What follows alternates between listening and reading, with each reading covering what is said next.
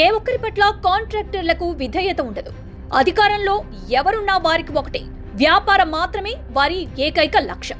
నీకెంత నాకింత అనేదే కాంట్రాక్ట్ వ్యవస్థ. కొందరు కాంట్రాక్టర్లు కొందరి వారిగా ఉంటారు, కానీ ఈ మెగా కాంట్రాక్టర్ మాత్రం అందరివాడు అయ్యారంటే ఆయన ఎంత లౌక్యం ప్రదర్శిస్తున్నారో అర్థం చేసుకోవచ్చు. కమిషన్ల కోసం పాలకులు, వారి వారసుల చుట్టూ నిత్యం కనిపించే వ్యక్తులు, మంత్రులు కకృతి పడినంత కాలం కాంట్రాక్ట్ వ్యవస్థ 3 పువ్వులు 6 కాయలుగా విరాజిల్లుతుంది. కాంట్రాక్టర్లకు కులం పిచ్చి ఉండదు, పార్టీల పిచ్చి ఉండదు. వారికుండేది వ్యాపారం పిచ్చి మాత్రమే.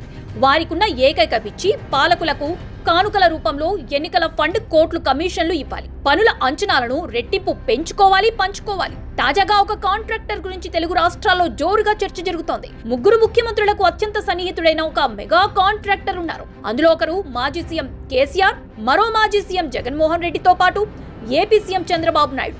ఈ ముగ్గురిని తన మాయమాటలతో బుట్టలో వేసుకున్న ఆ మెగా కాంట్రాక్టర్ తెలివితేటలకు హ్యాట్స్ ఆఫ్ అని చెప్పవచ్చు. కేసీఆర్, జగన్మోహన్ రెడ్డికి చంద్రబాబు అంటే మా చెడ్డ కోపం. ఇంకా చెప్పాలంటే ఆయనను బద్ద శత్రువుగా చూస్తూ ఉంటారు. కానీ ఈ మెగా కాంట్రాక్టర్ మాత్రం ఆ ముగ్గురిని తన దారికి తెచ్చుకోవడంలో సూపర్ డూపర్ హిట్ అయ్యారంటే ఆయన చెప్పే మాటల ప్రభావం ఎంతగా పనిచేస్తుందో స్పష్టమవుతోంది. ఇటీవల ఆ మెగా కాంట్రాక్టర్ ముద్దుల భార్య ధరించిన సుమారు 150 కోట్ల రూపాయల విలువైన నగ ధరించిన విధానం సోషల్ మీడియాలో వైరల్ గా మారింది. సంవత్సరానికి 100 కోట్లు సంపాదించే మెగా కాంట్రాక్టర్ భార్యకి ఆ మాత్రం నగలు ధరించే అర్హత ఉండదా?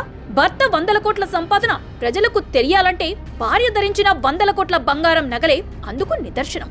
2 రాష్ట్రాల్లో మెగా కాంట్రాక్టర్ మాటల మాయలో పడని సీఎంలు ఉండకుండా ఉంటారా? అంతా కోట్ల ప్రభావమే పనిచేస్తుందన్న ప్రచారంలో 100% నిజం లేకపోలేదు.